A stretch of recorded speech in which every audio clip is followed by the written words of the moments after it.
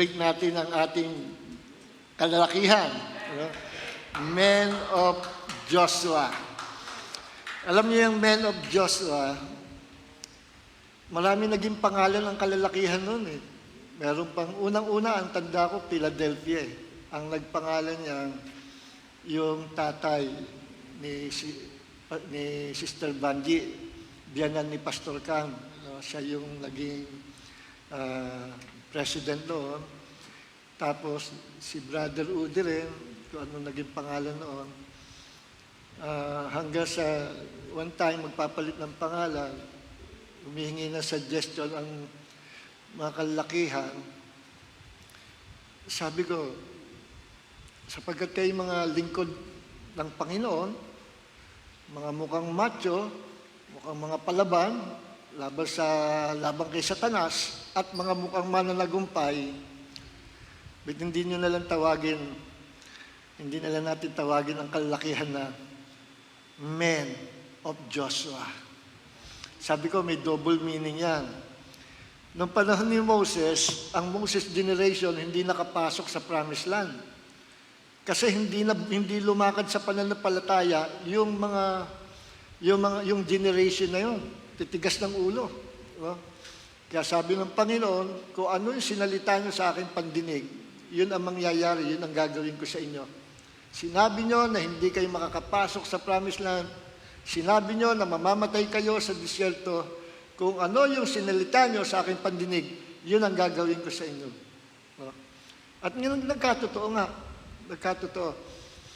At ang natira na lang, mga maliliit na bata na pinalaki ni Joshua at Caleb at tinuruan silang manampalataya. And this time, ibang henerasyon na. Hindi matitigas ang ulo. Trained to believe, trained to conquer the enemy, trained to live by faith, trained to invade the land. Ito yung Joshua generation. Sila yung nakapasok sa Promised Land. Magandang espiritu ni Joshua, pero bago siya ipinromote ng Panginoon, talagang dumaan siya sa ibaba. Siya ay alaalalay ni Moses.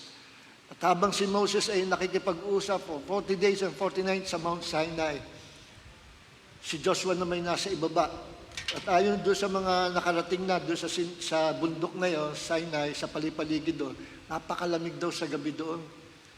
At na-imagine ko si Joshua nanginginig sa lamig. No? Sinasamahan niya si Moses. Kahit siya pumunta si Moses, kasama siya.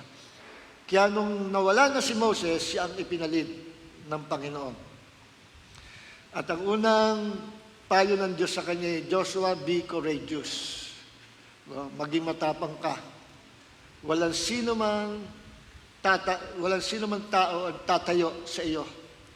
At lahat ng lakaran ng iyong mga paa, ibinibigay ko sa iyo. At nagkatotoo yun. So, si Joshua, ito yung generation na nakapasok sa blessing ng Panginoon. Ito yung nakapasok sa blessing ng Panginoon. Ang naging problem kasi sa Moses generation, masyadong masasalita sila, marireklamo. Kaunting pagod, kaunting gutom, bukas kaagad ang bibig nila. Ang dami sinasabi against Moses and against God. Ganun sila. Now, mapapansin natin sa Joshua generation, tinesting ng Panginoon. Imagine, 7 days iikot sa paligid ng city of Jericho. Napakalawak noon. Isang araw, isang ikot. Sa ika-7th na ikot, ika-7th day, 7 ikot. Abay, nakakapagod yun.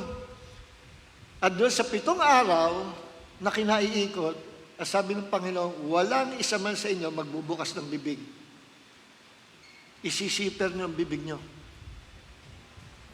At sa ika-7 araw, sa huling ikot niyo ng 7 times, sa ika-7 araw, sabay-sabay sisigaw, sabay-sabay hihipan ang trompeta, sabay-sabay na hihiyaw sa Panginoon. At ginawa nila yon. Lahat ng instruction ng Diyos, sinunod nila. At gumuho yung walls of Jericho. Na-invade nila. Yun ang first invasion nila, yung city of Jericho. Bakit nagtagumpay sila at nakuha nila yon? sapagkat nakinig sila sa instruction ng Panginoon. Mapapansin natin, wala ni isa man. Imagine, napakalawak ng city of Jericho, pero araw-araw, kada ikot nila ng isa, walang nagsasalita. Hanggang sa seventh day, 7 ikot. Nakakapagod yun. Usually, pag napagod ang tao, nandyan na yung sisihan, pagrereklamo, pero ni isa, walang nagreklamo. No wonder kung bakit ang Joshua generation ay pinagpala ng Diyos at sa kanila hinati-hati yung lupain. Sila yung nagtamasa ng pagpapala. Yun ang men of Joshua. Pero may double meaning yan. Men of Joshua.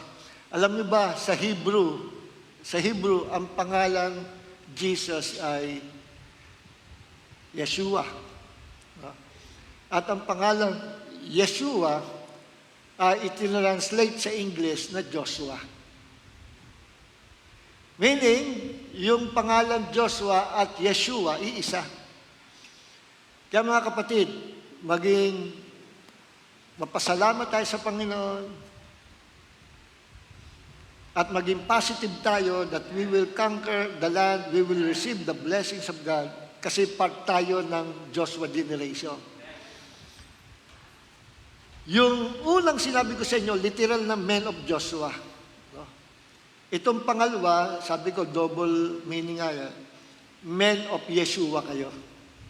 You are men of the Lord Jesus Christ. Mga lingkod, mga lalaki kayo, mga sundalo, mga lingkod ng Panginoong Jesus. Yeah, yung Joshua, Jesus yon. You are men of Yeshua. Palakpakan natin ang Panginoon. Hallelujah! Alam nyo, mahalaga yung alam natin kung ano yung pangalan natin. At sa Panginoon, mahalaga rin na makilala natin yung pangalan niya. Napakahalaga. Bakit? Kasi kung ano yung pangalan niya, at naintindihan mo, ini-reveal sa iyo ng Holy Spirit yung meaning at yaman ng kanyang pangalan. Kung ano yung pangalan niya, yun ang mararanasan mo. Kung ano yung kanyang names and titles, yun ang mararanasan mo. Napakaraming names and titles of God sa Old Testament. Napakarami. Yung sabi ko na, Jehovah Shammah, the Lord is present. Jehovah Shalom, the Lord our peace. Jehovah Tzidkenu, the Lord our righteousness. Jehovah Mikadesh, the Lord who sanctifies us. Jehovah Jireh, the Lord that provides. Jehovah Shalom, the Lord our peace. Jehovah Ra'ah, the Lord our shepherd. Jehovah Gemula, the Lord that gives us the reward, the recompense of our reward. Jehovah Rapha, the Lord that heals us. Ano pa? Jehovah Nisi, the Lord, the commander-in-chief of the Lord's army. Jehovah, ano pa? May nakalimutan pa. Sabaoth, the Lord of the army, the Lord of hosts, Sabaoth, the Lord of hosts. Iba pa yung the Lord of peace, Jehovah Shalom. So, those are the names or titles of God under the Old Covenant. Under the Old Covenant. At mahalaga, alam nyo, hindi yan isang bigla ang binigay ng Panginoon. Yan ay binigay ng Panginoon sa iba-ibang mga lingkod niya sa iba-ibang panahon. Every time, kada panahon na i-reveal niya ang kanyang sarili, inire-reveal niya sa pangalan niya. At walang ibang garantiya siya. Kasi yung pangalan niya, yung pangako niya. Halimbawa, Jehovah Jehovah Rapha, the Lord that heals us. Ang Diyos na nagpapagaling. So yun ang revelation kung sino siya. Diyos na nagpapagaling. Once na nakilala mo siya, na siya ang Panginoon na nagpapagaling, at sinampalatayanan mo yung kanyang name or title na yun, garantiyan niya yun eh. Yun ang kung tawagin niya guarantor ng covenant. yung pangalan niya ang itinataya niya. No? Walang may tatay. Nung unang panahon kasi, hindi usa yung gawaan ng papel kontrata. Wala yan eh. Noon, pag meron kang ikiklaim, no, o bibilhin, o meron kang pag-aari na ibibigay, puro pangako lang. Salita lang. No? Para si Abraham, doon namatay yung asawa niya, si Sarah. Sabi ni Abraham, bilhin ko sa iyo itong lupa. Hindi, binibigay ko na lang sa iyo. Hindi. Ayoko nang bigay. Gusto kong pahalagan itong lupa nito. Doon niya inilibing yung asawa niya, si Sarah. Bilhin ko sa iyo. Puro salita lang. Kaya pag sinabi no, alam mo, kaibigan, next week, bibigyan kita ng ganito. Paniwalaan mo kasi nung unang panahon, pag nagsalita ka at hindi mo tinupad yung salita mo, wala kang kwentang tao. Kasi ikaw, kikilalanin ka sa iyong salita. Once na nahulihan ka na ikaw ay sinungaling, hindi ka na paniniwalaan kahit kailan. Ganyan nung araw. At yan, nadala yan ng mga English people. No? Ng mga Englishman, nadala yan. Na sa kanila, nung una pa panahon ng kaharian, puro pangako lang ng salita. Kaya hindi sila sumisira. No? Kaya tinan nyo, yung Hong Kong, napailalim sa British yan, di ba? Napailalim. Sabi nila, after 100 years, after 100 years, i-release sa inyo na yung ano. Oh, eksakto, pagdating sa ano. May kung tawagin word of honor. Ganyan nung araw eh. Walang kontra-kontrata, salita lang. At nung nangako ang Panginoon kay Abraham na pagpapalain niya ang kanyang lahi, salita lang. At ang itinaya ng Panginoon ay pangalan niya. Kaya sa Panginoon, kung anong pangalan ipakilala sa iyo, panghawakan mo na yung pangalan niya. Bakit? Yun ang garanteya ng kanyang pangako. Anong pangako niya? Yung pangalan niya kung sino siya. At ang ating team po ay Psalm 91, verse 1. Kasama ba yung verse 2? Tingnan natin. No? Natin.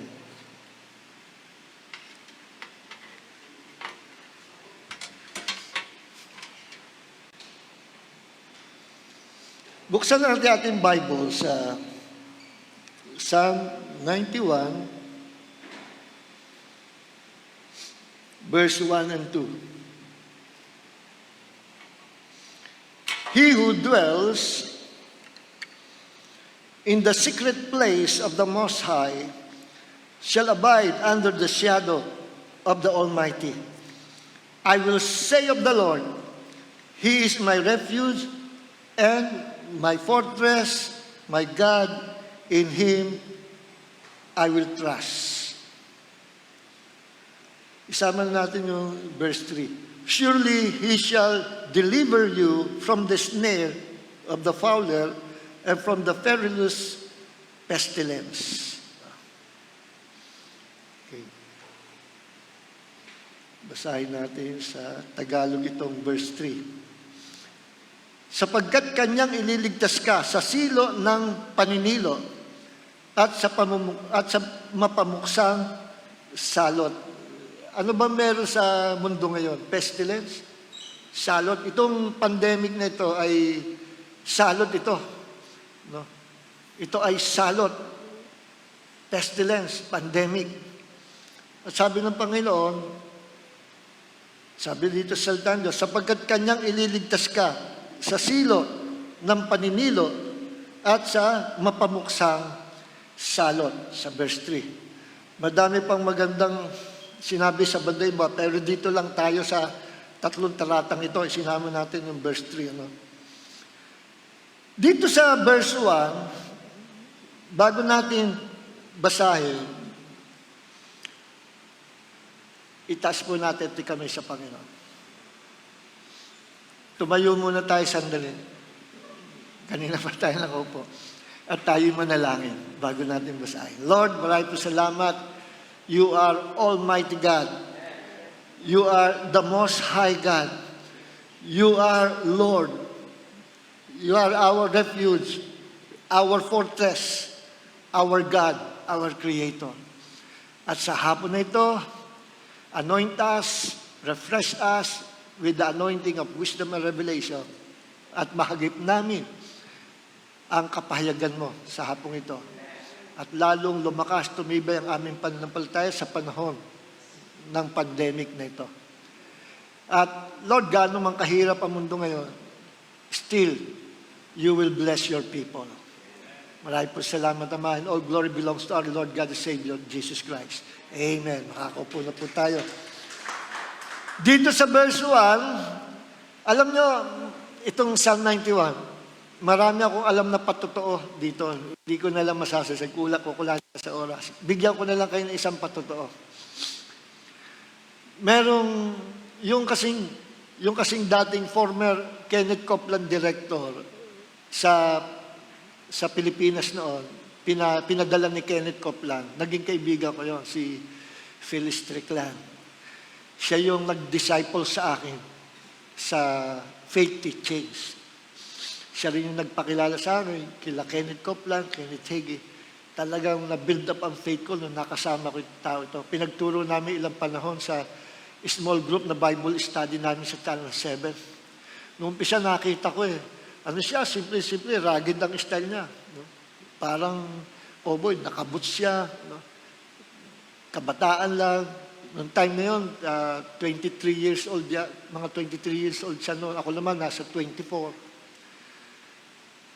Sabi ko, sino ba itong ininbitan ng mga kasama ko dito sa Bible study? Ako, baka iba ang doktrina nito. Sabi sa akin ng mga ka-office mate ko, Brother Ness, pakinggan mo, mabibless ka. Tinignan ko sa itsura, mukha namang hindi nakakabless Tsaka batang-bata pa ako. Nung inupuan ko, nagsalita na. Napansin ko, nabubuhay yung salita ng Diyos. Sabi ko, for the first time in my life, naramdaman ko na ang salita ng Diyos, the Word of God is alive. Sabi ko, pambihira ito. First time ako nakarinig ng nagtuturo ng Bible study na buhay yung salita ng Diyos.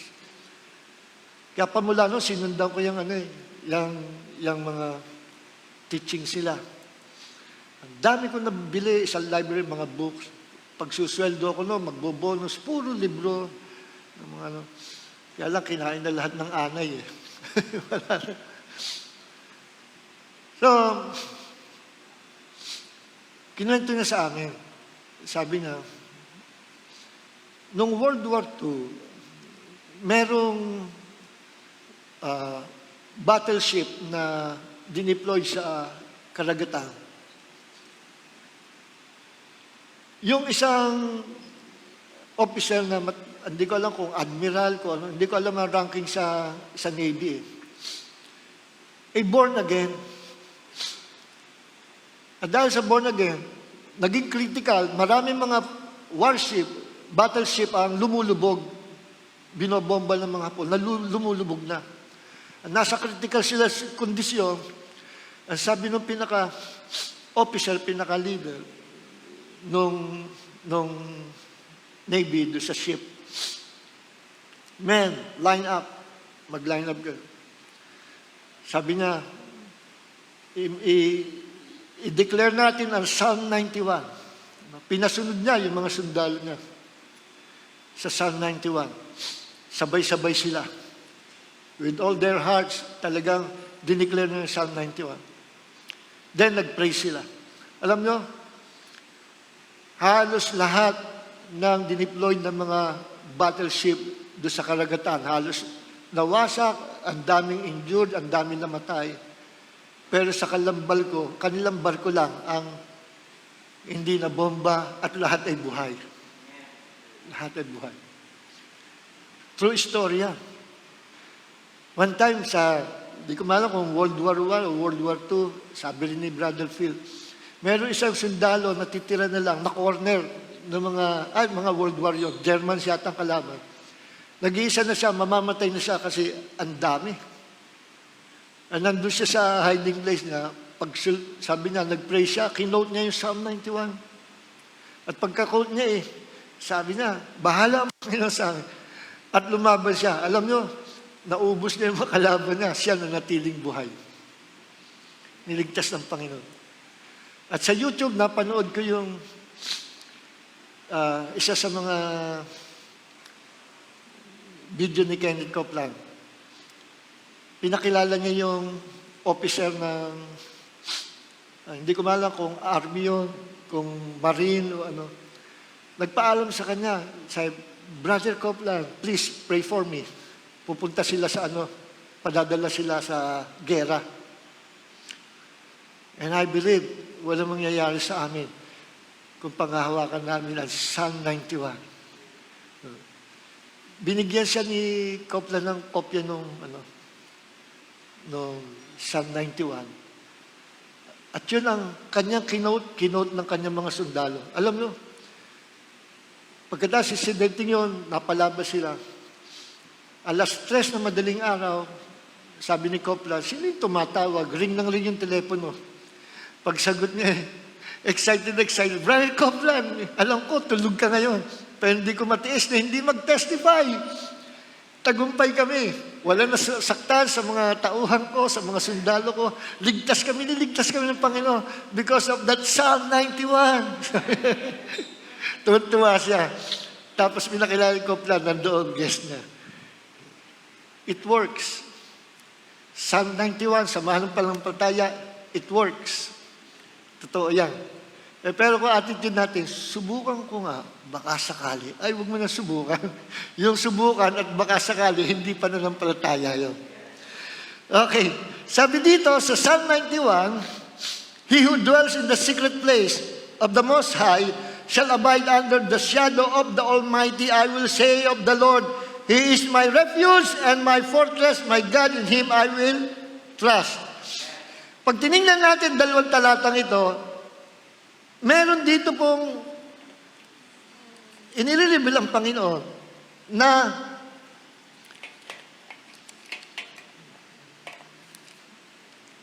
apat na pangalan niya. Pansin natin, no? Apat na names or titles ng Diyos. Number 1, sa verse 1, yung title or pangalan na Most High. Alam niyo ba, isa sa title or name of God, Most High. Ano sa Hebrew yung Most High? Elyon. Elyon. Minsan ina-address siya na Most High God. Elyon. Pag sinabing Most High, ibig sabihin, wala nang tataas sa'yo. Kung may mga Diyos-Diyosan sa paligid, sa iba't ibang mga bansa, lahat ng yan peke at lahat ng yan walang magagawa. Kung meron tunay na Diyos, walang iba kundi yung Most High, si El Elyon, ang Diyos ng Psalm 91. At kapag sinabing Most High, ibig sabihin, kung ikaw'y nananampalataya sa Diyos ng Psalm 91, sa Diyos ng Biblia, wala kang ibang Diyos na paglilingkuran, kundi si Elyon, El Elyon, the Most High. Bakit? Pag lumabas ka at nagkaroon ka ibang Diyos, Diyos-Diyosan na yun. Hindi ibig sabihin, Diyos-Diyosan na yung mga graven images. Lahat yan, graven images, Diyos-Diyosan. Pero maging aware tayo, minsan pwede maging Diyos-Diyosan ng sarili natin.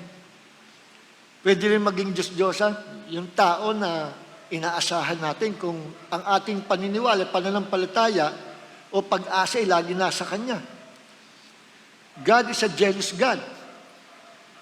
Pag tayo lagi nasusunod sa mga desisyon natin, hindi natin kinukonsulta ang Diyos, wala tayong pakialam, gusto natin mangyari, then you are the God of yourself. And God is a jealous God. Nakita ko sa YouTube, merong video na panood ako, pinakita lahat na ng insulto sa Panginoon. Lahat na ng insulto sa Panginoon. Pinakita doon. Lahat na pahamak eh. Noong panahon ng 60s, merong pinakasikat na band, hindi ko nababanggitin. Pinakasikat na band. At isa sa mga member or leader ng band na yun ay nagsalita, "We are famous than Jesus Christ." We are famous than Jesus Christ. After several years, sa New York, pinagbabaril siya. At ang bumaril sa kanya ay number 1 fans niya. At sa sobrang hanga sa kanya, gusto niya, kung mamamatay yung idol niya, siya rin papatay. At yung isang nag-testify nakarating sa hell, sabi niya, I saw him. He's in hell. Kita ko nakabitin siya, nakabaligtad.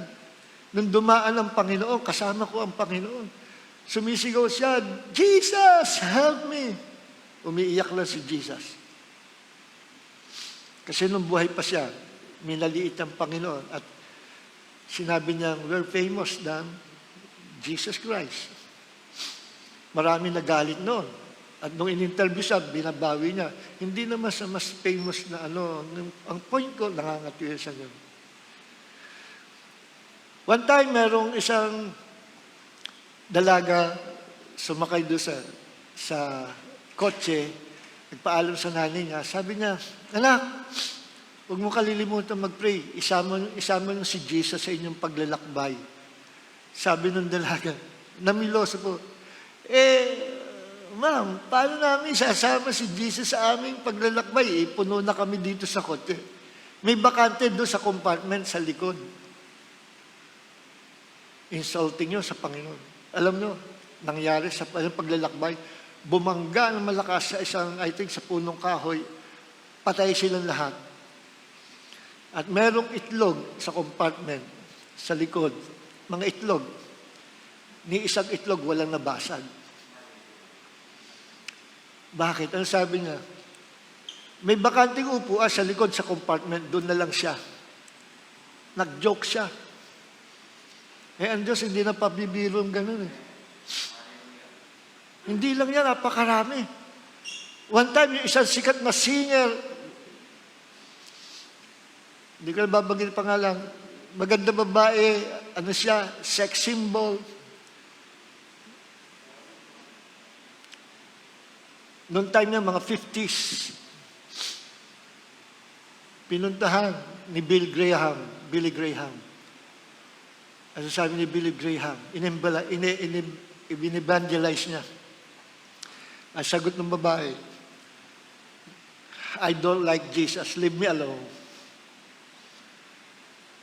Pagkaraan ng ilang panahon, natagpuan ng bangkay niya, ang sabi, nag-suicide. At mayroong lipstick yan nakasulat sa salamin. Ang sabi, nag-suicide. Pero ayon sa mga ibang paniniwala, pinatay daw. Pinatay. Dahil marami silang nalalaman mga secret na tungkol sa maraming bagay. Sikat na sikat yun. And now, she's in hell. So, ang Diyos talaga, huwag mo bibiruin ang pangalan ng Panginoon. Hindi nagpapabiro ang Diyos. Once naman na pinarangalan mo ang pangalan ng Panginoon, pararangalan ka rin ng Diyos. God will bless your life forever pag pinarangalan mo ang pangalan ng Panginoon. At dito may 4 na pangalan, names or titles of God. Ito yung Most High.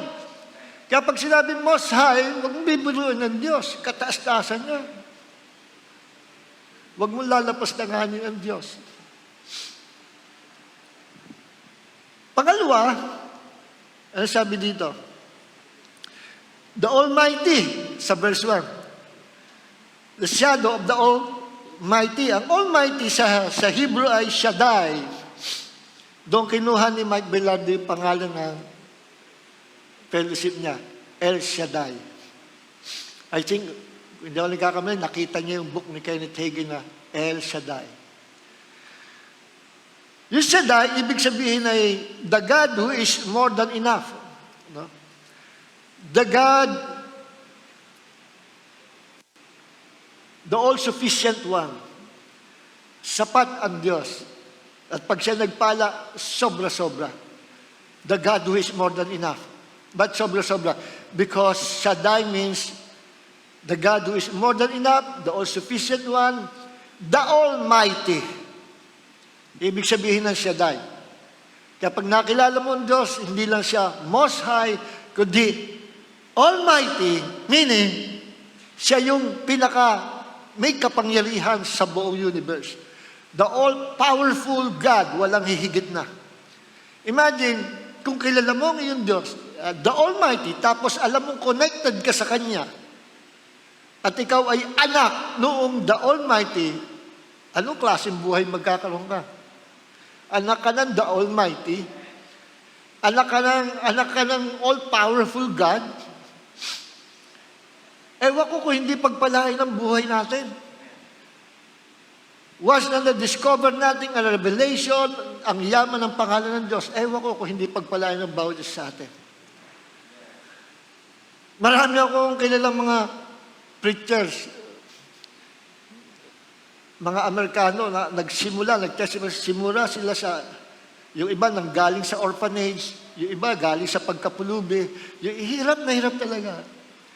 Nung kanilang nakilala ang Diyos at na-discover nila ang revelation ng pangalan ng Panginoon, doon nila ibinasi yung kanilang pananampalataya sa pangalan ng Panginoon at sa katotohanan ng kanyang salita. At silang nanampalataya ngayon ay pinagpala ng Diyos. Pinagpala ng Diyos. Meron isang lingkod, number 1 attack, ina-attack ng mga cessationist sa YouTube. Di ko pa banggit yung pangalan. Sasabi, ano yan? False prophet. Yun. At prosperity preacher yan. Yumaman yan sa panglilikom ng mga pera ng mga partners niya. Pero hindi, yumaman siya. Ang dami ng eroplano. Alam kung ba't yumaman siya? Hindi lang niya pwedeng i-announce. Sa kanyang pagsampalataya sa pangalan ng Panginoon, binless siya ng gusto ng Panginoon. Sabi niya, nung kami bagong kasal ng asawa ko, wala kaming unang naipundar, kundi isang table. At waring ko, yung table na yun, siya pa ang gumawa. Wala sila kahit ano. Sobrang hirap nila. Pero nung makilala nila ang Diyos ng Biblia, God blessed them abundantly. Kasi naniwala siya. Alam mo kung bakit siya sumobrang yaman, sobrang blessing? Bumili siya ng lupa. At yung lupa na bili niya, ay may langis. Paano ka hindi yayaman niya? Ang dami niya eroplano. Kaya ang paninira sa kanya, ang dami eroplano, yung mga binibigay ng partners, binibili lang ng personal plane niya. Mali. Mayaman talaga yung tao niya.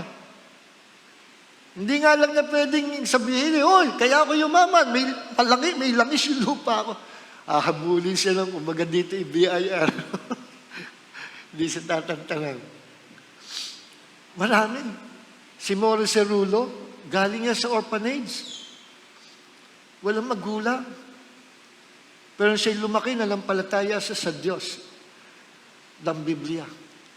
At siya isa sa mga naging famous, dynamic, powerful preacher in the world. Morris Cerulo. Pag nagsalita yun, napakabagal at paus pa. I say to you, Jesus loves you. Mamaya, biglang lalakas yung boses nun. Very powerful. Patay na siya ngayon. Umuwi na sa Panginoon. So, mayroong blessing pag nakilala ang Panginoon sa kanyang pangalan. Dito, hindi lang siya Most High, hindi lang siya Shaddai or Almighty. Binanggit dito, siya ay Lord. Ang Lord sa Hebrew ay Yahweh or Jehovah. Saan yung Lord? I think sa verse 2. Tama. I will say of the Lord. Lord sa Hebrew ay Yahweh or Jehovah. Ano ba talaga? Jehovah, Yahweh? Sabi noon ng mga Jehovah's Witnesses, ang tunay na pangalan ng Diyos ay Jehovah. Wala nang iba. Ginigit-git nila ng Jehovah. Kaya pinangalan nila Jehovah's Witnesses. watchtower. Dumating ang panahon, na-discover, hindi pala accurate yung Jehovah. Kaya ngayon, unti-unti nang hindi na ginagamit yung Jehovah dahil hindi naman accurate yun. Ba't naging Jehovah? Galing yun sa YHWH. Yun yung pangalan ng Diyos noong unang panahon. YHWH. Ang naman ngayon eh. Ano ibig sabihin YHWH? Kung paano ipopronounce yan, walang nakakaalam. Sa Hebrew alphabet, walang vowels, walang A, E, I, O, U. Puro consonant. Puro consonant. Kaya kahit puro consonant, yung sulat nila, wala ring small letters, puro capitalize siya. Wala ring comma, walang period, hindi pa uso yan noon. Ang nag-introduce sa mga Hebrew people or sa Israel ng vowel ay ang mga Greeks. Ang kapanahonan ni Alexander the Great nung na-conquer ni Alexander the Great ang mundo. Sila ang nag-introduce ng vowels, A, E, I, O, U. At kahit sila yung unang paniwalang vowels, magtataka ka, nabibigkas nila yung words. Kaya, sabi nila, delikado, pag binanggit ang pangalan ng Panginoon, baka mamatay tayo.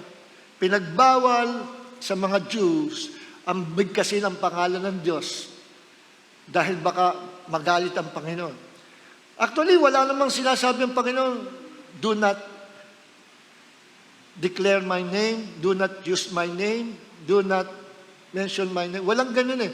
Ang sabi ng Panginoon, thou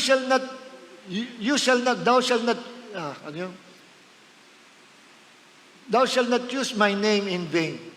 No? Huwag mong bibigkasin, gagamitin ang pangalan ko sa walang kabuluhan. Huwag mong gagamitin sa pagbibiro. At dahil sa na-misinterpret ng mga Jews, mga Israelites, sa mga anak nila, sa pamilya, kahit sa kainan, huwag babanggitin. Nahihirapan na sila. Hindi nila mabanggit yung pangalan ng Panginoon. Kaya gumawa sila ng pangalan na substitute doon sa YHWH. At yan ay Adonai.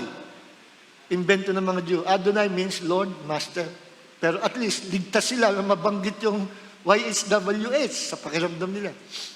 Ang mga scribes, pag kinokopya yung mga manuscripts, yung mga kasulatan, yung salita ng Diyos, kinokopya ng mga scribes. Ang taga-kopya, ang tawag mga scribes. Mahigpit yung mga yan. Pagdating doon sa word na YHWH, hinto muna sila. Maghuhugas muna ng kamay. Tapos babalik. Sa kanila itutuloy yun. Hindi lang yun. Yung iba, pag nagbabasa, binabasa yung manuscripts, yung Old Testament, nadaanan nila yung Lord o yung Yahweh, tumihinto muna sila. Naliligo muna sila, papalit ng malinis na damit. Dahil sa kanila itutuloy yung pagbasa doon sa pangalan ng Panginoon.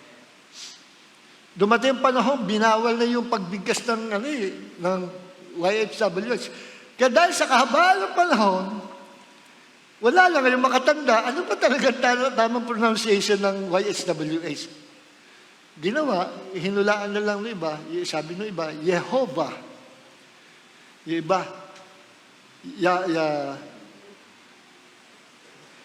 Yahawa, meron pa Yahawa.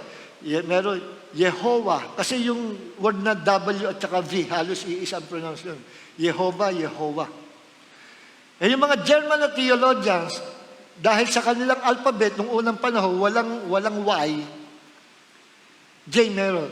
Isinulat nila J, Jehovah. Sa kanila galing yun. Kaya nung nakuha ng mga English people, mga Amerikano, mga Englishman, mga European, yun ang dala-dala na, Jehovah. Pero alam nyo, actually, ang basa ng mga German doon, hindi Jehovah eh. Ang basa nila sa letter J ay Y. Kaya ang basa nila, Yehovah. Yehovah. Kahit sa Hebrew alphabet, dati yung original Hebrew alphabet, ancient Hebrew alphabet, walang J eh. Walang J. Y meron. Kaya yung Jehovah Jireh, hindi mo pwedeng bigkasin nung unang panahon, Jehovah Jireh, kundi Jehovah, Jireh, no? Jehovah, Shammah. So doon galing ang pangalan ng Panginoon. Dito, ngayon, sa modern times ngayon, binibigkas ngayon ang Yahweh bilang pronunciation ng YSWS. Pero may bagong pinauuso ngayon. Yahuwah. Yahuwah, yung YSWS, Yahuwah. Kahit ano yung bigkas, basta connected ka sa may-ari ng pangalan, okay yan. Tanggap yan ng Panginoon. So pinakahuli ay yung God, my God in Him, I will trust. Ang God, so ibig sabihin, balikan natin yung Lord. Yahweh means Lord. Alam niyo ba, tawag kay Jesus sa New Testament ay Lord Jesus Christ. At yung Lord na salita, kapag itinranslate mo sa Hebrew ay Yahweh. Kaya sa title pa lang ni Jesus, Lord Jesus Christ, Yahweh, Jesus Christ, alam mo ng Diyos siya. Alam mo ng Diyos siya, sa pangalan pa lang. No? So, ibig sabihin, ang Diyos ng Psalm 91 ay si Yahweh, Lord, meaning, kung gusto mo pagpalain ka ng Diyos ng Psalm 91, ma-experience mo ang mga blessings ng Psalm 91, Yahweh must be your God. You must serve Yahweh faithfully. May katapatan. Wala kang magiging ibang Panginoon, kundi si Yahweh. At ang panghuling pangalan, binigkas dito, God, Elohai, or Elohim. God, ang title ng Diyos sa God, ay bilang Creator. The Creator of heavens and earth. Genesis chapter 1, and God said, Elohim said. Meaning, pag gusto mong sampalatayan ang Diyos, Psalm 91, to be blessed by God, kilalanin mo siya as your creator, creator ng universe, creator mo, creator ng lahat ng bagay. Alam niyo ba, nung ako'y bago nagbabasa ng Bible, dumating ako sa time, sa kalagayan, sabi ko nga, hirap na hirap ako pag kami nagtetestify sa harap na, ako pa'y blessed na blessed sa Lord, ang galing ng Panginoon, ito po ang testimony ko. Inggit na inggit ako. Sabi ko, Lord, gusto ko merong ganong kalaking pananampalataya. Kasi the more na magbasa ako ng Bible, lalong dami ang question sa isip ko at lalong gusto ko mag-alinlangan. Hanggang sa dumating ako sa punto na pinagdududahan ko ang salita ng Diyos.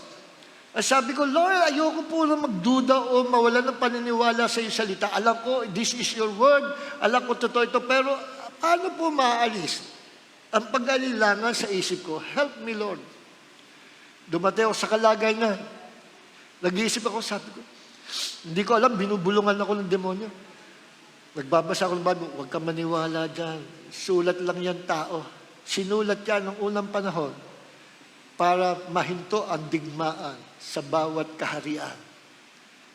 Narinig ko yun. Akala ko, ako lang nag-iisip.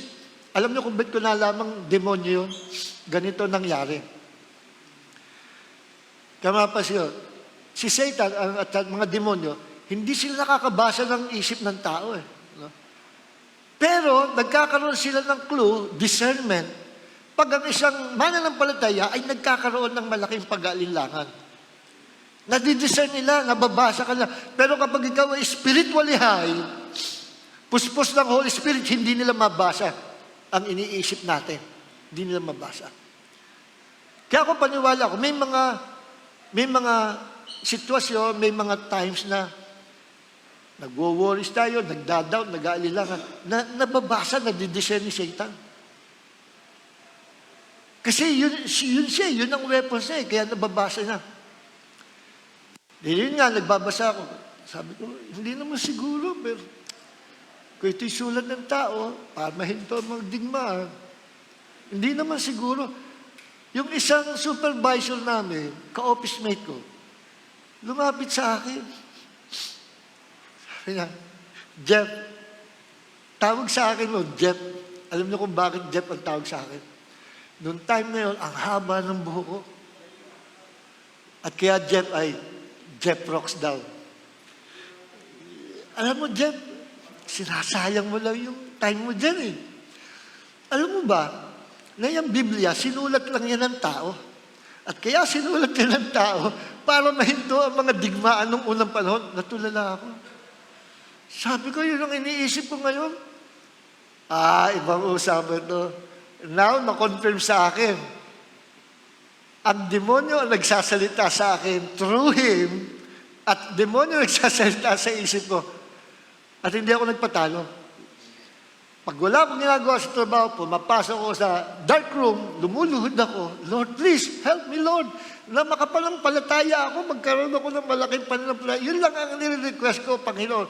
Palakihin mo ang faith ko. Ayoko magdududa sa Biblia. Dito ko ako naliwanagan. Dito na bago ang buhay ko. Sabi ng Holy Spirit, anak, ituloy mo lang.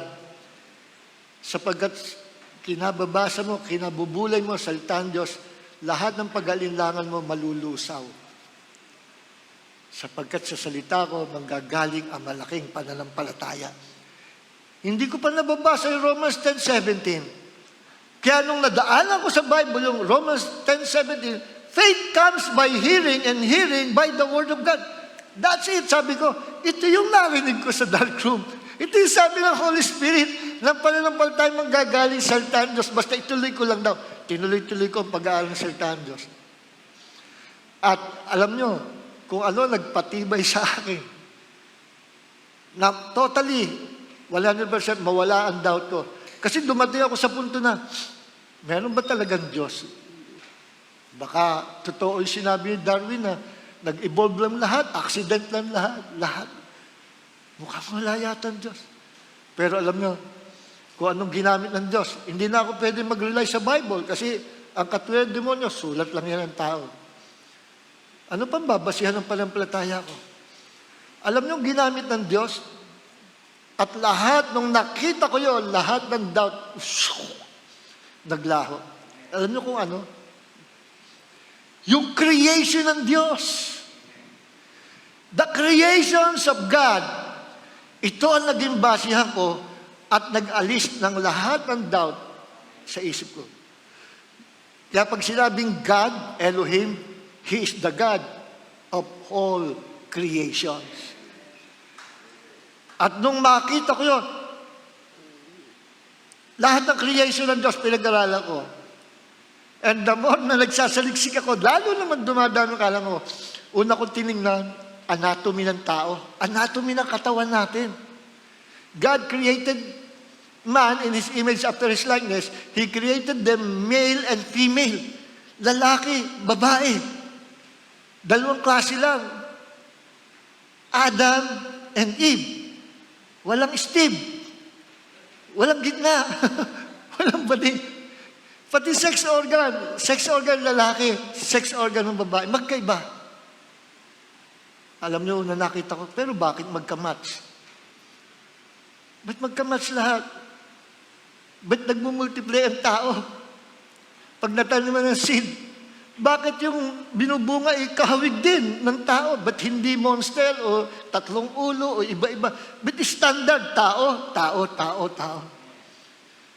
At pinag-aralan ko mga cells sa katawan sa tao at yung tinatawag na DNA. Sabi ko, my God, kahanga-hanga sa isang DNA. Isang cells lang ng tao. Parang isang malaking factory na may mga tauhan, na bawat tauhan nagpa-function perfectly. May taga-ganito, may taga-dala nito. Sa loob ng isang cell, sabi ko, my God, ikaw lang makakalikha nitong isang cell na ito. Kung marirealize na ito ng mga atheists, sa isang cell, parang isang factory, how many cells meron tayo sa ating buong katawan? Plus yung DNA natin. Nakakapiragot lang, na pag in-stress mo yung napakahaba. Naglalaman ng ating impormasyon. Impormasyon kung saan lahi tayo galing. Impormasyon kung ikaw talaga anak ng tatay mo. Impormasyon kung ikaw may lahi, European, impormasyon. Sa isang DNA, makakalikha ka ng 3,000 volumes, 3,000 books, lahat information sa pagkatao mo at sa pinanggalingan mo. Isang DNA. Sabi ko, walang makakagawa nito. At hindi pwedeng maging aksidente ito. somebody created these things, somebody created man, na exact perfect man and woman, perfect magka-partner. Pinag-aralan ko ang brain ng tao. Kahanga-hanga ang brain ng tao. Every part, may purpose, may function. Pinag-aralan ko ang mata ng tao. Lahat yung lens, iris, lahat may function. Nagpa-function perfectly. Nag-uugma-ugma, sabi ko, napakahirap i-interpret ito. Sabihin mo yung accident lahat. Accident lahat. Kaya sabi sa Bible fool said in his heart, there is no God. Ang mangmang, ang tanga, ang idiot, ay nagsabi sa kanyang puso, walang Diyos. Pag sinabi ng tao, sabihin ng pinaka-bobong tao, ikaw yun. Kaya, every time makita ko ang word na God, it refers to the God of all creation.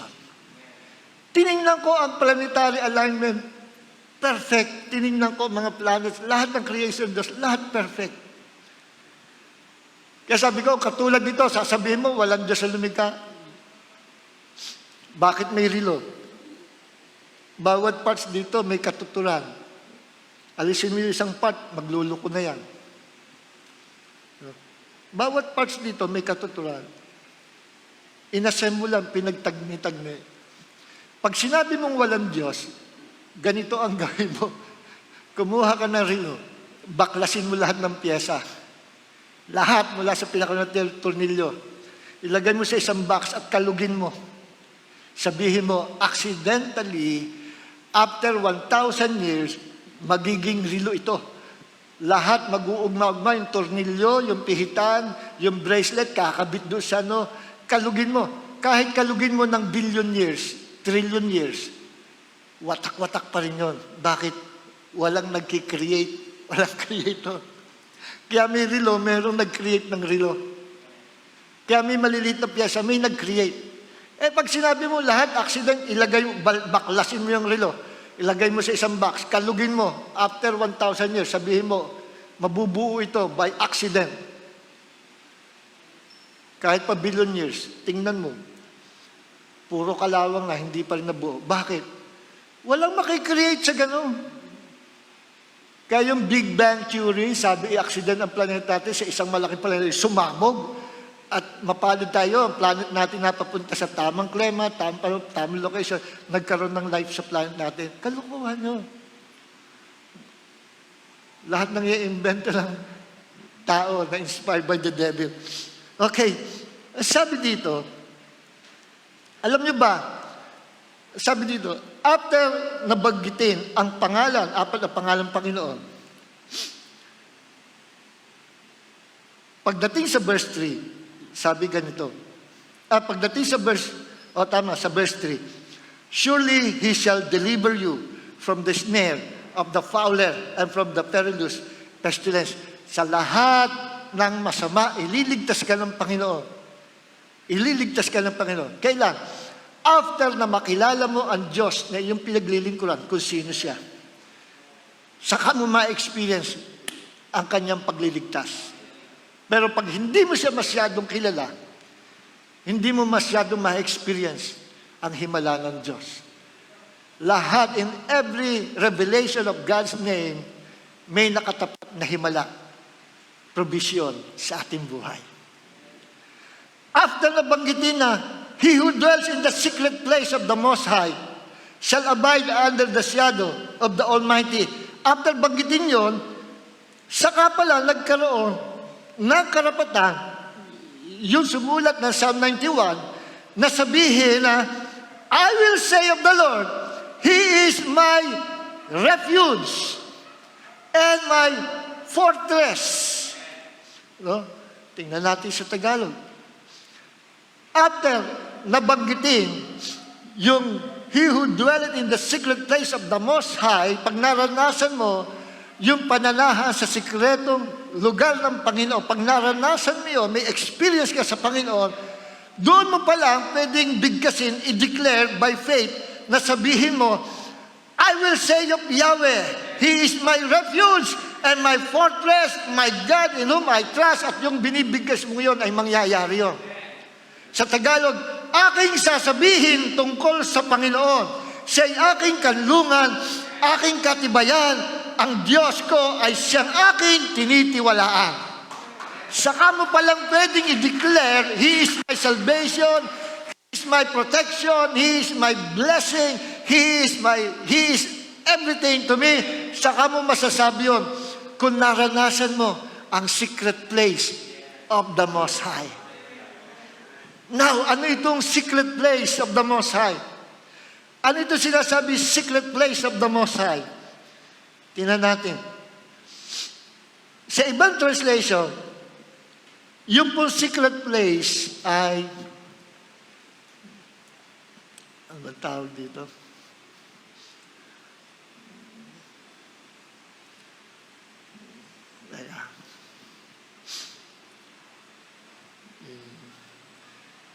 Yan natin sa ibang translation. Sa ibang translation,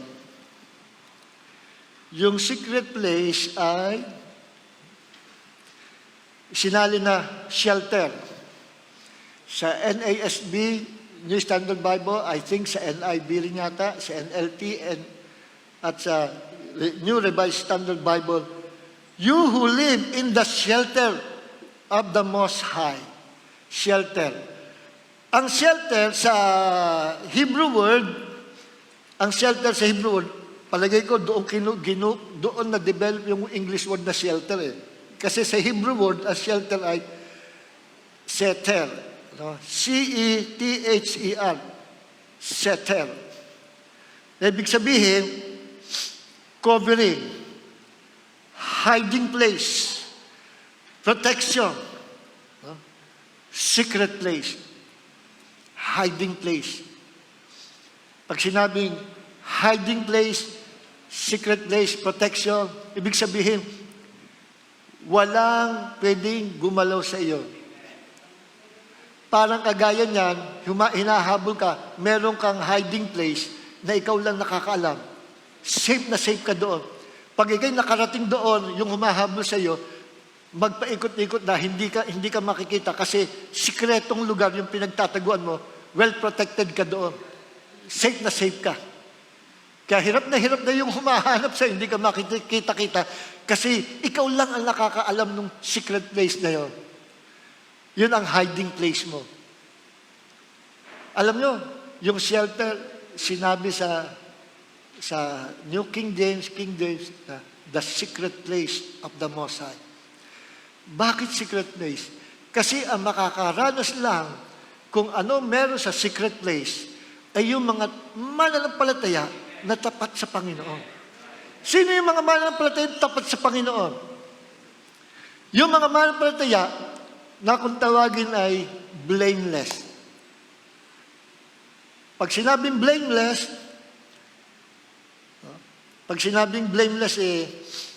walang kapintasan. Blameless means perfect, may integrity, innocent, wholesome, complete, without spot, undefiled, upright, matuwid, walang kasalanan.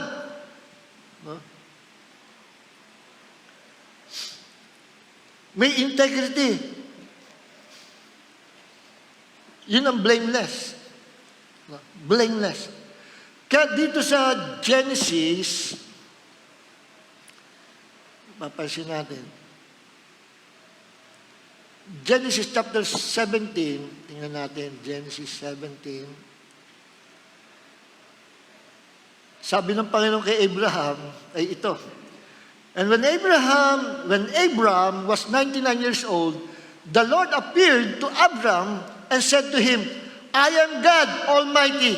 Take note, dito lumabas ulit yung salitang Almighty na nasa Psalm 91. Almighty. I am God Almighty. Walk in my presence and be blameless. Lumakad ka sa aking presensya na matuwid, no?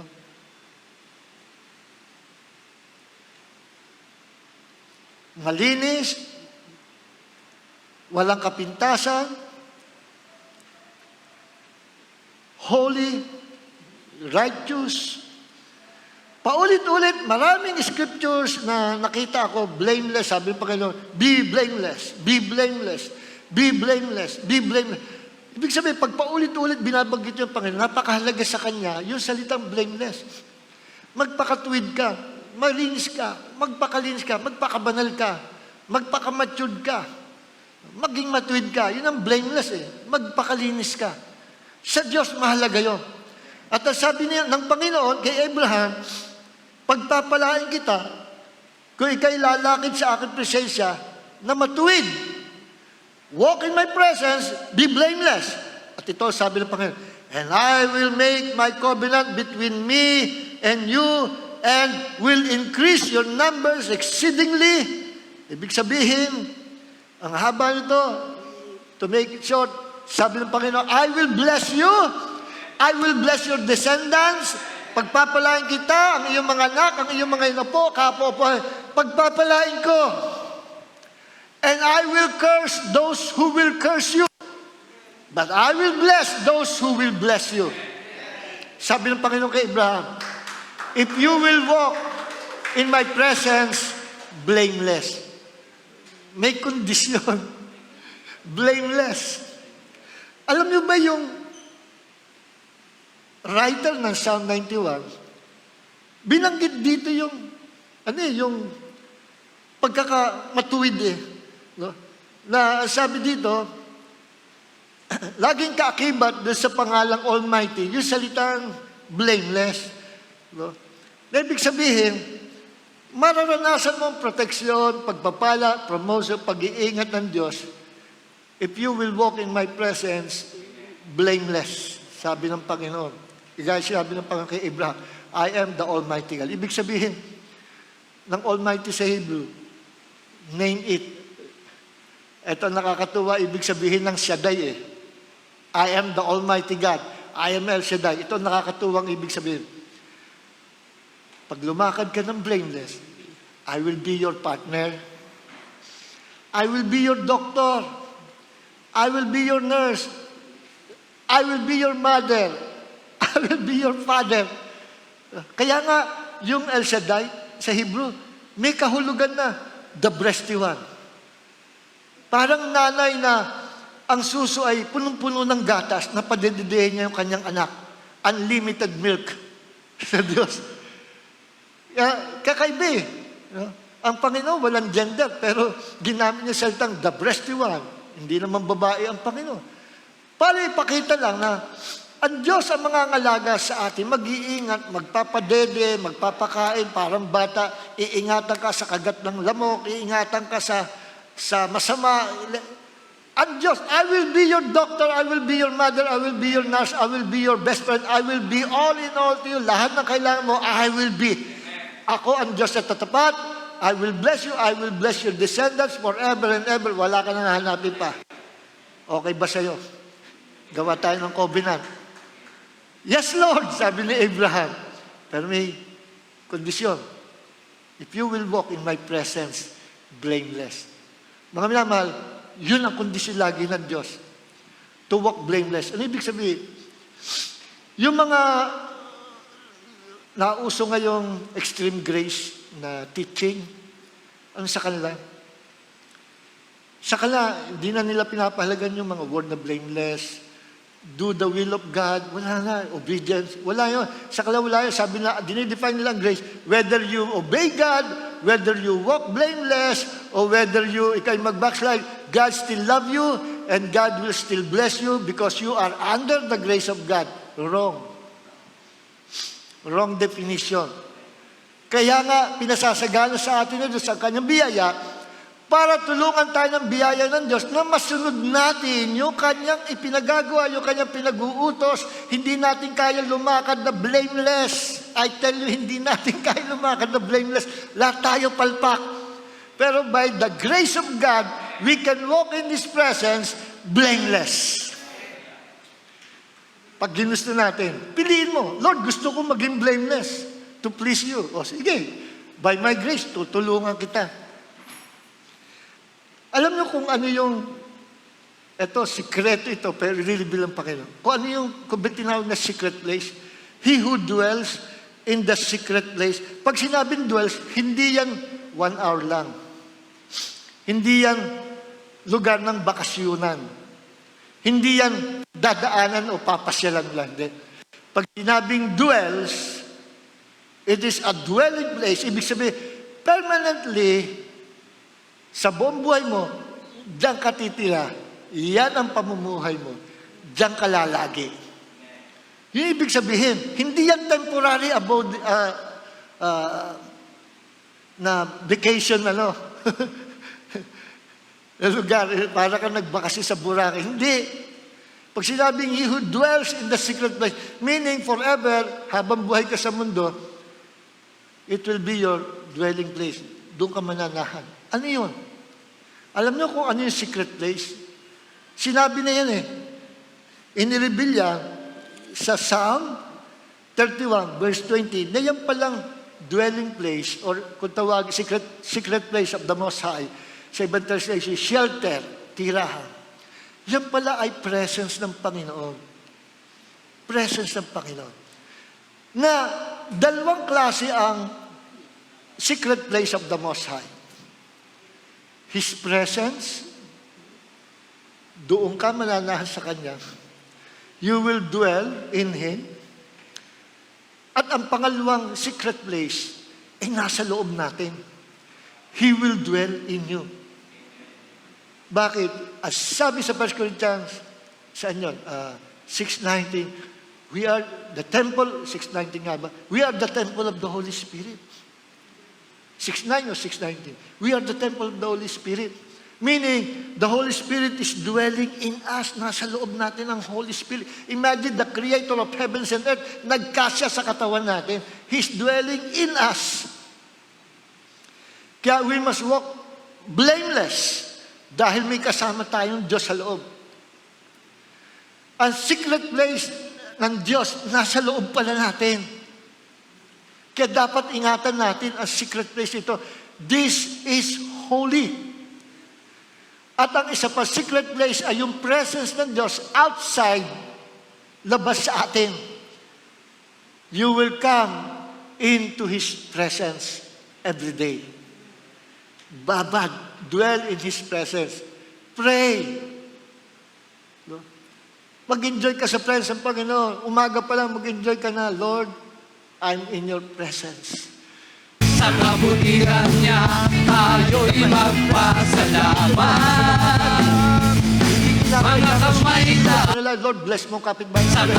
Bless mo ako. Bantayan mo ako, bantayan mo anak ko, bantayan mo miss ko. I-provide mo ang pamasahe, bigyan mo ko. Gawin mo po ito. Gawin mo ito. Ano ang Diyos? Utusan. Sabihin mo pray, Lord, anong gusto mong gawin ko sa'yo? Ano pong may paglilingkod ko? I'm your servant, servant of your love.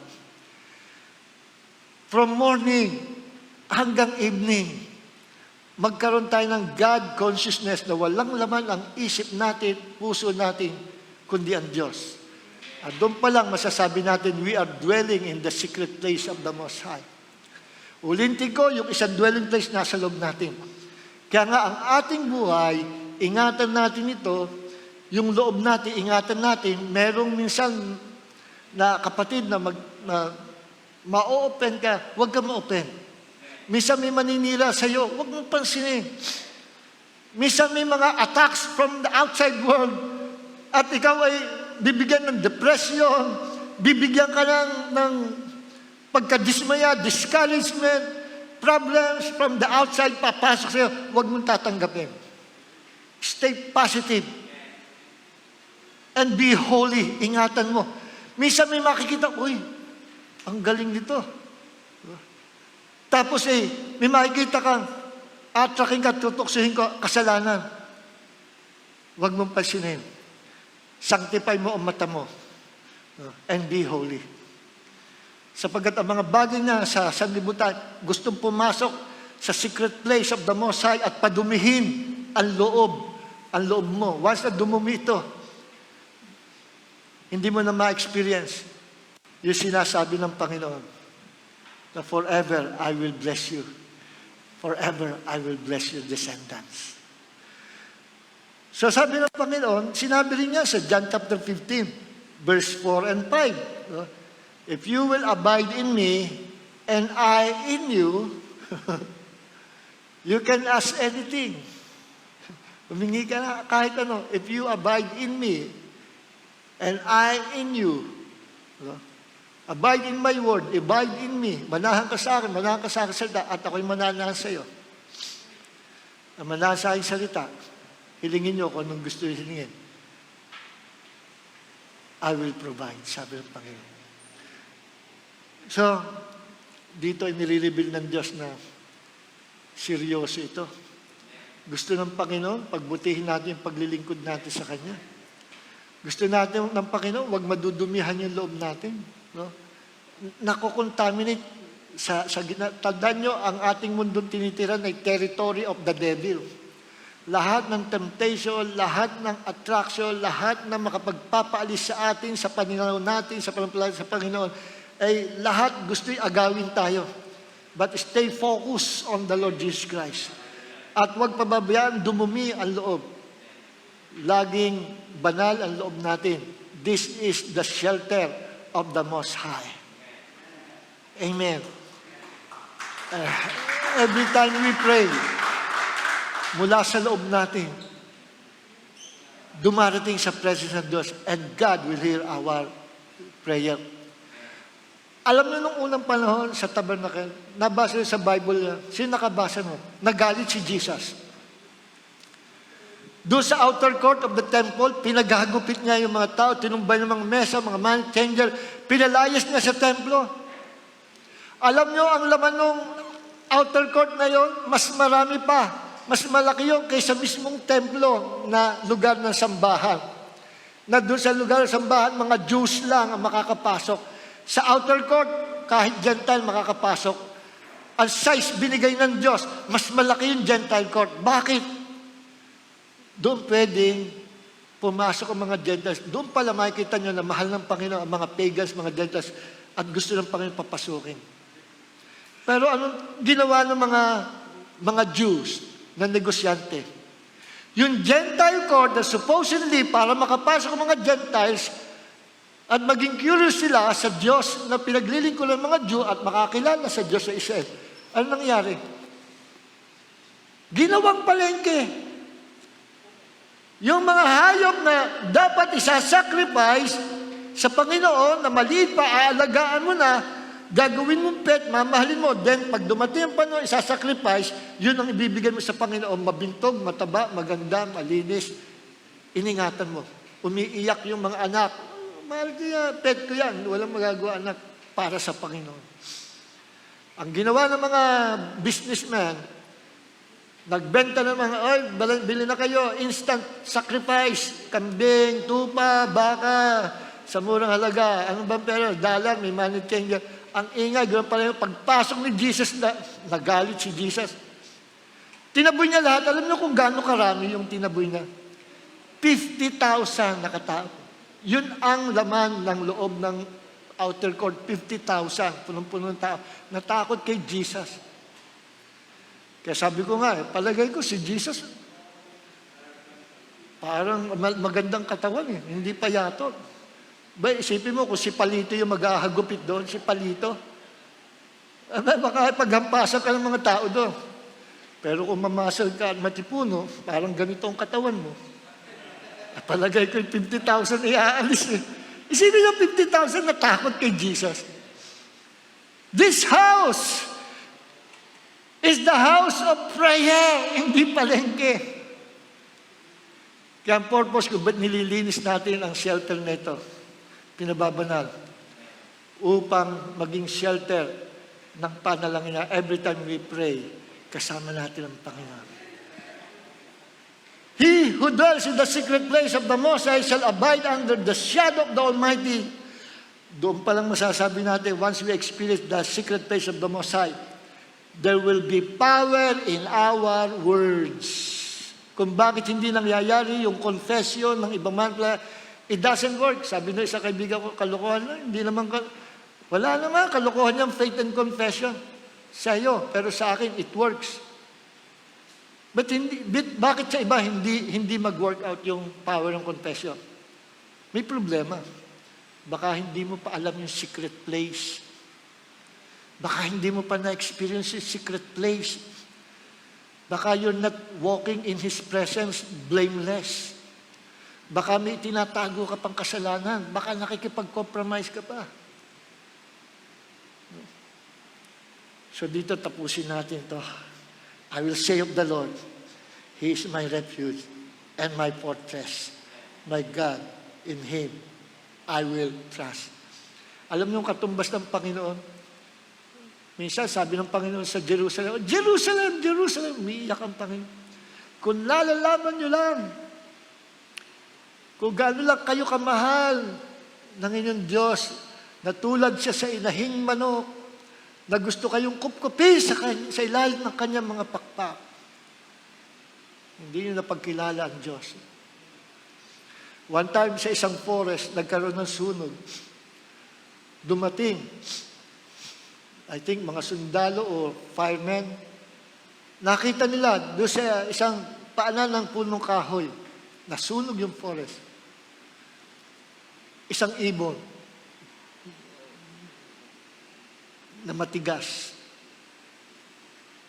tostado. Anong kanilang sinipa yung matigas na ibon? May 3 inakay na buhay. Buhay! At kaya siya nabuhay nung panahon na nasusunog at makapal na usok sa forest para wag masuffocate at wag masunog yung kanyang inakay.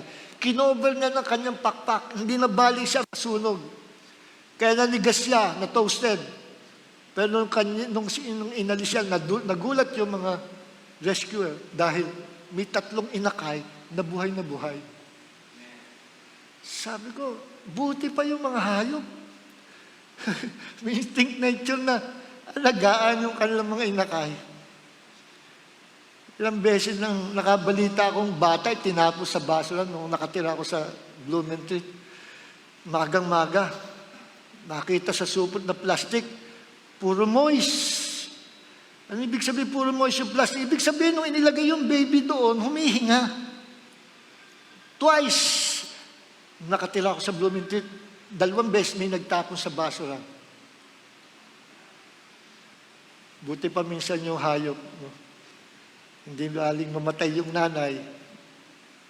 Maingatan. Nakakita, pinost ko sa Facebook, sa account ko, yung agila, nag-winter. Puro yelo yung agila. Umulan ng snow. Pinakita sa camera nung wala ng ulan. Unti-unting gumalaw yung mother. Bay, agila pala yun. Nakakover sa pugad. At winisik-wisik na. At pag angat ng ganon, may 3 inaglets. Nilimliman niya ng init ng kanyang katawan. Hindi na bali siya'y malamigang. Wag lang yung kanyang mga anak. Ganyan ang Diyos. Hindi bali siya ang parusahan. Wag lang tayo ang parusahan. And His name is Jesus. Tayo lahat ay tumayo. Huwag niyong kalilimutan, ano man mangyari, mahal na mahal tayo ng Panginoon. Willing siya lagi, i-cover tayo. Kupkupin tayo sa ilalim ng kanyang mga pakpak. Hindi ba sabihin may pakpak ang Diyos, kundi figuratively speaking, wings of protection. Lord, maraming po salamat, Panginoon. Nireveal mo ang iyong sarili sa amin bilang isang Diyos na sobrang magmahal sa amin. Nilikha mo kami para iyong mahalin at para mahalin ka namin. The Holy God created us to become holy people of God. Panginoon, salamat sa pagkakataon na binigay mo sa amin to serve you, Lord, faithfully. Maraming po salamat. Help us by your grace to walk, to live in your presence blameless. Dedicate po natin ating buhay sa Panginoon. Let's lift our hands to God. Lord, maraming po salamat. We who dwells in the secret place of the Most High shall abide under the shadow of the Almighty. And I will say of the Lord, He is my refuge and my fortress, in whom I will trust. Marami po salamat, Panginoon. Thank you, Jesus. Panginoon, lahat na nakatas ang kamay, dinededicate po namin ang aming buhay. Minsan pa, to walk, to live in your presence blameless. Sanctify your people, Lord. Sanctify us by your precious blood. Kung kami may nakalakad sa kaliko at karumihan at nakontaminate kami ng gawin ng salibutan, this is the time, Lord, na sinusuko namin lahat sa iyo. Minsan pa, cleanse us and sanctify us by your precious blood. We are willing, Lord. We choose to serve you. As for me and my house, we will serve the Almighty God, the God of Psalm 91. Pagpalain mo mga men of Joshua na painitin mo lalo ng higit pa in these last days and use them mightily under your most powerful anointing in the name of the Lord Jesus Christ. In the name of Jesus, gagamitin ka ng Panginoon in these last days. Ang hindi mo kayang gawin, magagawa mo sa pamagitan ng biyaya ng Panginoon. Thank you, Jesus. Purihin natin ang Panginoon. Hallelujah. Lo siya na nakita na mason na mamba. Lebranida ne ocopa socorria nise. Gloria o Dios. Sa temida shandalo morba. Thank you, Lord. And all glory belongs to the Lord Jesus Christ, now and forever. Amen. Amen. Hallelujah. Amen. God bless us.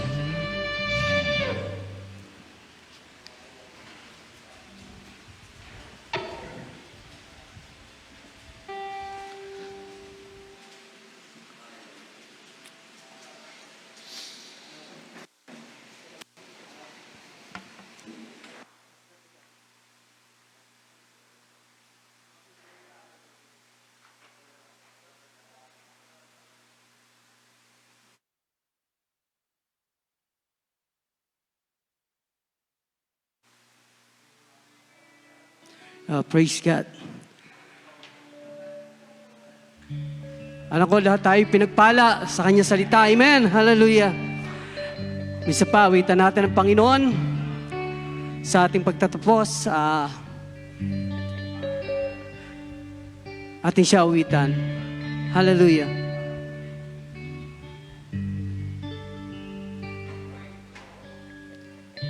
Sa buhay ko, ikaw ang bukas.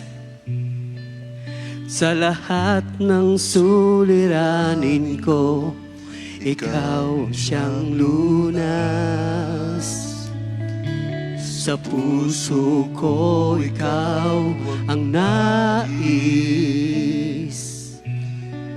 Pag-ibig mo, Diyos, o kay tamis. Sa buhay ko, ikaw ang bukas. Sa lahat ng suliranin ko, ikaw ang siyang lunas. Sa puso ko, ikaw ang nais. Pag-ibig mo, Diyos, o kay tamis. Napakasarap magpuri sa kanlungan mo. Lahat ng nais ng puso'y matatagpuan sa'yo.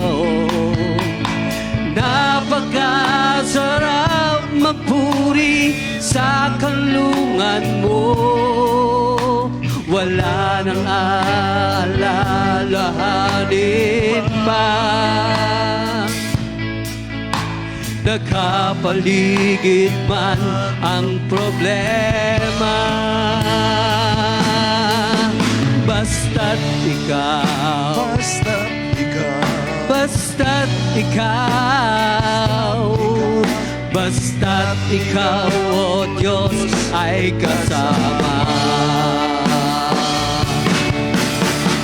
Napakasarap magpuri sa kanlungan mo, lahat ng nais ng puso'y matatagpuan sa'yo. Napakasarap magpuri sa kanlungan mo, wala nang aalalahanin pa. Nakapaligid man ang problema, basta't ikaw, Basta't ikaw, basta't ikaw, basta't ikaw, o Diyos, ay kasama. Napakasarap magpuri sa kanlungan mo, lahat ng nais ng puso'y matatagpuan sa'yo. Napakasarap magpuri sa kanlungan mo, wala nang alalahanin pa. Nakapaligid man ang problema, basta't ikaw, basta't ikaw, basta't ikaw, o Diyos, ay kasama. Basta't ikaw, o Diyos, ay kasama. Basta't ikaw, o Diyos, ay kasama. Hallelujah! Praise the Lord! Thank you, Jesus! Thank you, Jesus! Hallelujah! Praise God!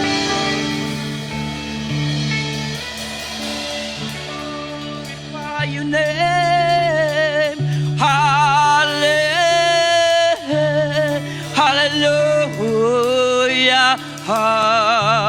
We worship you, Lord.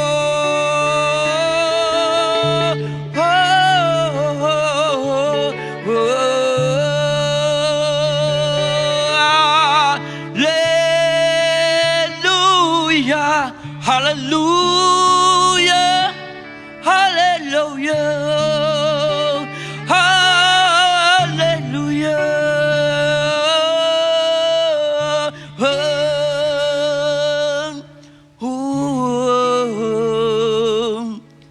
We worship you, we worship you, we worship you, Lord Jesus. You are the sacred place, the God of most high. Yeah, oh Yahweh. Yeah, Yahweh, yeah, yes, Chiki Yahweh, Yahweh. Hallelujah. Worship Him. Worship Him. Worship Him. Worship Him. Our Lord Jesus Christ. Worship Him! Worship Him! Yahweh, our Lord Jesus Christ! Ha!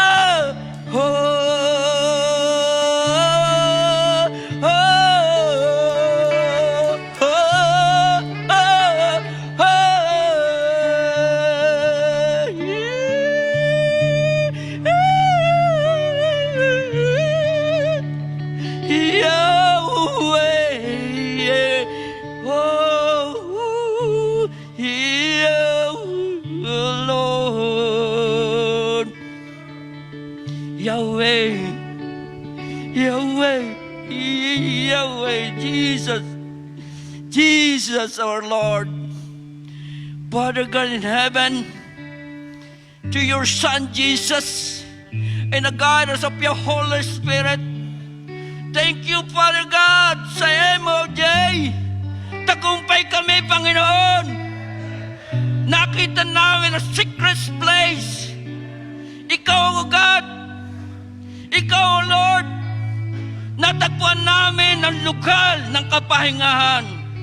Natagpuan namin ang lugar ng tagumpay. Natagpuan namin, O Diyos, ang iyong kapangyarihan. Natagpuan namin ang lugar na kami ay secured. Kami ay protektado mo. Nasa kamay mo, nasa pakpak mo, God. Nasa puso mo. Nasa iyo lahat kami, O God. Ibinigay mo ang lahat para sa amin, O Diyos. Father God, narito ang mga tatay. Kung may pag-aalinlangan pa, alisin mo, O Diyos. Sabi nga po, Lord, the message of God, maging blameless kami. Karapat-dapat, walang bahid dungis, walang kapintasan sa iyo. Hallelujah, Jesus! Lord, naroon yung grace. Tunay, Panginoon, ang grace ay nandyan. Ayaw mo kaming mapapahamak. Ayaw mo kaming malulubog. Ayaw mo kaming mawawala sa paningin mo. Ayaw mo, Lord, kami ay mawawalay sa iyo. Kaya, O God, salamat sa tagumpay, Panginoon, ng 30th anniversary ng MOJ. Lord, magpapatuloy kami na maglilingkod sa iyo. Protektado mo kami. Even all our families, O God, protektado mo. Walang virus na makaka-affect sa amin. Sabi nga, Lord, ang nananatiling tapat sa iyo ay siyang maliligtas. They have a new life. Kami po ay may kaligtasan sa iyo. Thank you, Father God. Thank you, Lord. Thank you, Lord, sa buhay ng aming pastor na ginamit mo sa amin, O God. Na ipiniliwanag mo, Lord, ang lahat at naunawaan namin, O God, the secret place. Ikaw yun, O God. At kami lang ng anak mo ang may karapatan na pumunta roon. Kailangan lang, Lord, wala kaming kapintasan. Lord, we pray to you, magagawa namin ang lahat na ito because of your presence of your Holy Spirit, O God. Tutulungan mo kami, Panginoon, walang maiiwan, walang mapapahamak, walang mawawala sa iyong kaharian, Panginoon. Thank you, Lord, sa 30th anniversary ng MOJ. Thank you, Lord, sa bawat isa sa ginamit mo. Thank you, Lord, sa pagpapala. Thank you, Lord, sa nag-pledge, O God. Thank you, Lord, sa lahat ng nagtrabaho. Thank you, Lord, sa music ministry. Thank you, Lord, sa lahat, O God, sa MOJ. Thank you, Lord, sa bawat buhay namin. Thank you, Lord, sa bawat nag-function. Thank you, Lord, sa lahat na ginamit mo. Even those all ilang kababaihan, Panginoon. Thank you, Lord. Yung pagpapala namin, pagpapala nila ay pare-pareho, God. Even those, oh Lord, na nakikinig o nanood ng live, pinagpala mo rin sila, God. Nakita nila, Lord, ang kabutihan mo, ang lugar na nasa iyo ay tunay na may kaligtasan at hindi mapapahamang. Kaya God, salamat po to all the blessings of God sa aming family, sa aming buhay. Kami po ay nagpapasalamat at nagtagumpay na kami, Panginoon. Because of you, Lord Jesus. Hallelujah! Sa iyo po ang papuri, sa iyo po salamat. In Jesus we pray. Amen and amen. Glory to God. Hallelujah.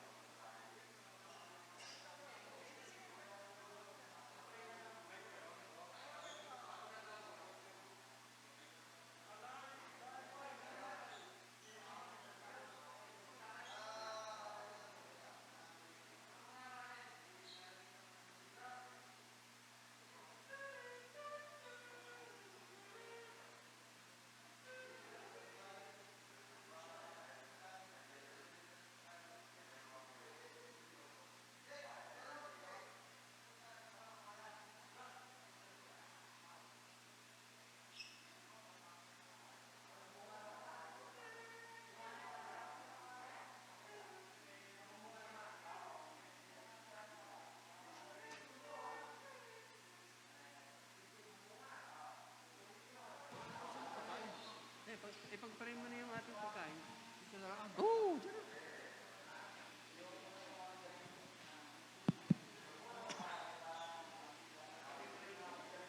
Mga kapatid, ngayon po ay ating ipagdadasal ang ating pagkain, ating pagsasalo-salunan. Dear Father God in Heaven, taos puso po kami nagpapasalamat sa iyo sa pagkain po ito